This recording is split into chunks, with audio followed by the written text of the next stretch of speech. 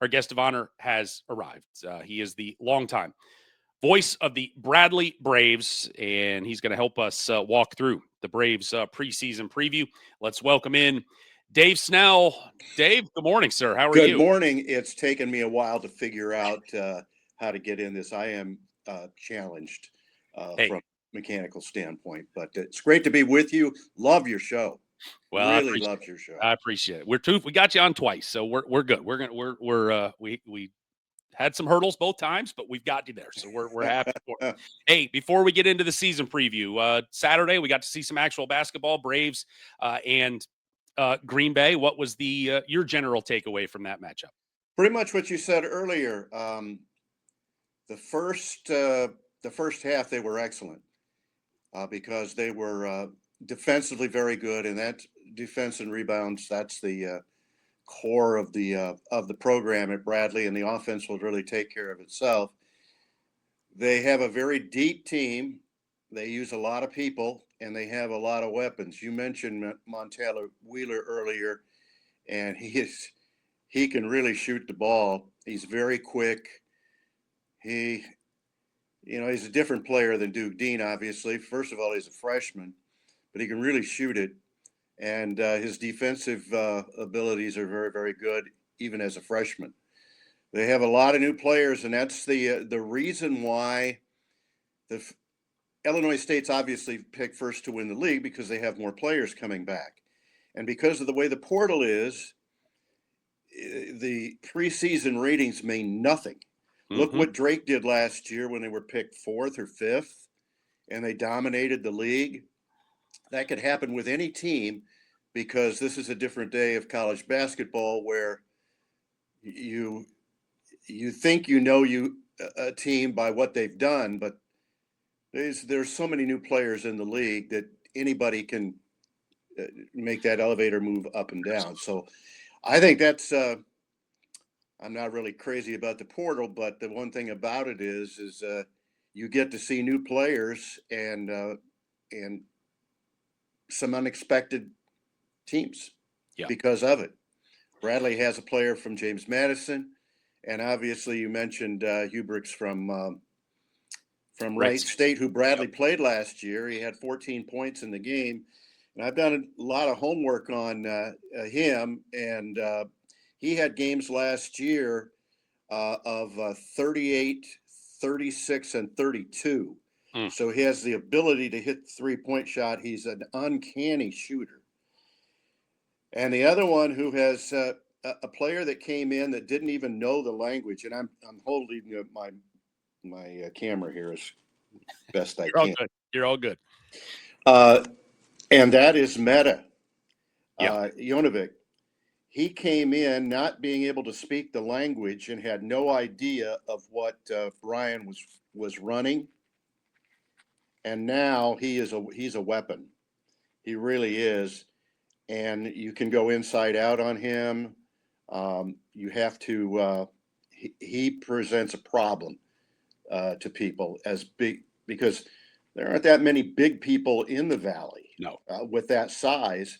And Bradley now, they're going to redshirt one, but they have two players. They have a player from China that played a little bit the other night, and Caillou, yes, and he's going to be a backup center. So they have a lot of options that they can use. But the freshman class, they have two all-state players, one from Peoria Manual, Dietrich Richardson, and the other one is the son of a former Bradley player, Aaron Zobrist, and Matt is his name. He's a left-handed shooter. He's an excellent shooter from the perimeter and does some things from the inside. As far as the game the other night, it had a lot of things with it because he used so many players. The game was close at the end, and that's what you want in an exhibition game. You want a game where you're challenged at the end and make big plays. So I think it was a very, very good game for them to play. Brian obviously coached there. It was a night they retired Kiefer Sykes, probably his best player when he was at Green Bay. They retired his uniform. Brian Baroni is a good friend of mine from SIUE who went to the tournament last year. He was there because he was on the staff with Brian at that point. Now at Colorado State is Jimmy Foster, who was a long time with Coach Wardle. He was there at the game the other night. So in addition to the game, we had all of these other things that went with it. And then yesterday they went to the Packers Cincinnati game. And most of the time, I guess most of the guys probably never been to an NFL game. Sure. So it's a great weekend for them to bond as a team, which always happens when you go on the road because there's no tickets and all of those things for home games. So it was a good experience for them, I thought. And I'm glad it was televised because driving to Green Bay from Peoria and back is a little adventurous. I'm sure. All right. Spinning out of last year, 28-9, make third round of the NIT, 15-5 in the Valley, finished second. When I talked with Coach Wardle a couple months ago, I see, it's unfortunately for the Braves, they've had a Drake problem the last 3 years and had really good teams to win 76 games in 3 years, to go 44-16 in the league the last 3 years. It's awesome. And they've just had this speed bump of Drake that has just had their number in St. Louis the last 3 years. When you lose your top 4 scorers, 4 seniors graduating, and Duke Dean and Darius Hannah, Zeke Montgomery, Christian Davis, such talent and guys that will be certainly in Duke revered by this fan base forever. Does it feel like it was a missed opportunity? Maybe you weren't able to get back to the NCAA tournament. And we talked a little bit, this is a long question, I know. We talked about, being able to flip rosters now. It feels like that window closed. And maybe there's a new window to open, but it just felt like maybe you guys left a little bit on the table there. Well, Drake played very well in a championship game, and they had a superstar player.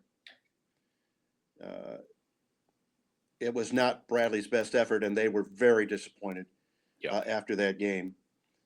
That being said, they went on, and I think they would have won the NIT had Darius Hannah not been injured. Yep. Because he was a weapon. He really was. And a lot of the things that Meta is doing now, they did with Darius, who's now playing in Israel, by the way. So all of those guys that left are playing professionally overseas, except one from the year before, and that is Malavai Leons, who, fortunately or unfortunately, he's on the Thunder with all that great talent. But he tore it up in the D League, and he also just finished playing for his country, and I believe they qualified for the European Nationals or whatever that is.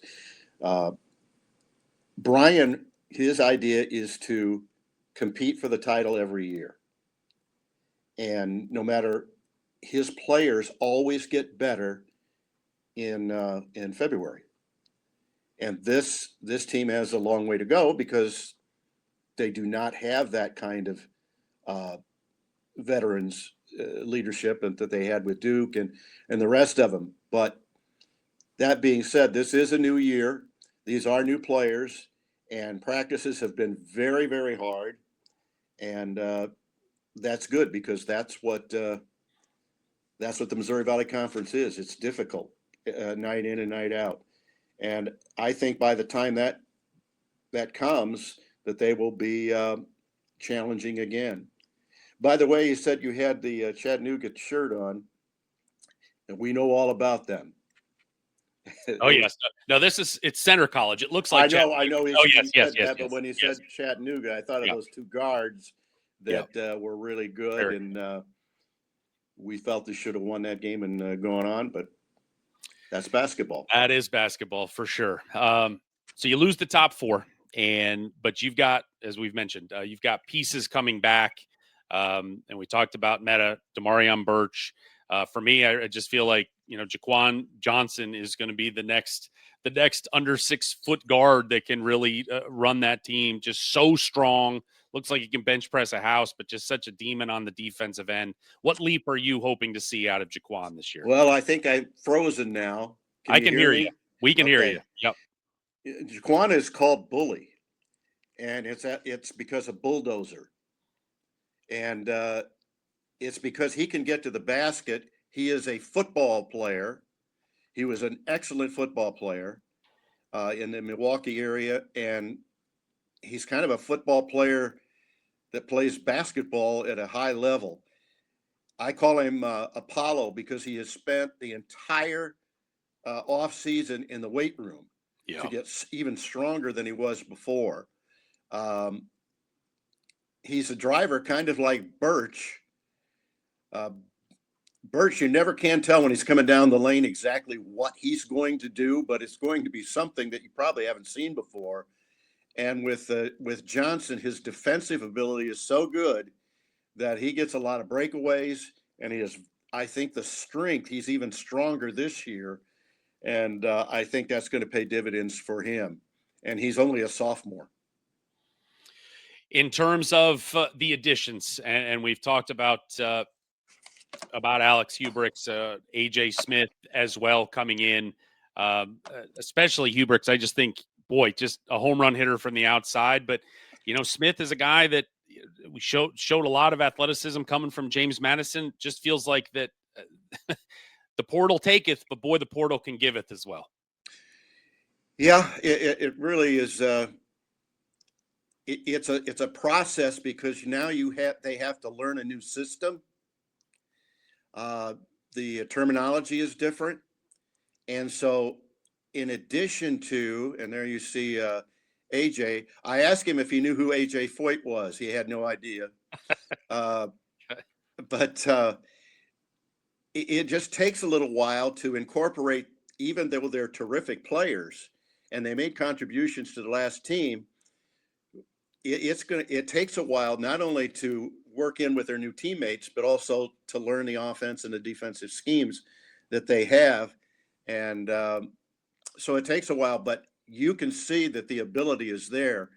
And there are times when he'll hit 5-6 shots in a row, kind of like he did in the first half the other day.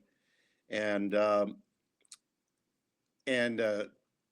AJ is very, very strong. He loves to go to the basket. He can shoot from the perimeter a little bit, but those two guys are going to be leaders because one's a graduate and the other one's a senior. So they kind of have to lead. There's Hubricks. He missed that first shot, but team gets the offensive rebound, and I think that was Zobrist, as a matter of fact. And there he is. Boom. Yeah, they'll run a lot of stuff for him because, in fact, in listening to their play-by-play at Green Bay, they played against him, and they said they are certainly glad that he's not going to be playing against them this year. I bet. All right, I know you got a meeting here coming up. Just real quick before we let you go, schedule-wise this year, I think it's not often. You're always pretty happy when you can only have to go on the road one time, 5 home games, 4 neutrals. You get Washington State coming back into your building. You get the trip down to Florida in the non-conference for your MTE. You're going to play in that Field of 68 event down in South Carolina. A good St. Bonaventure team to open up. Maybe the best game, though, is that one road game at San Francisco. When you look at the schedule as it was all made up, what's your general feeling of preparation this schedule is going to do for getting the Braves ready for the Valley? Well, they'll play Princeton in the first game in Florida, and then they'll play the winner of San Diego and Temple.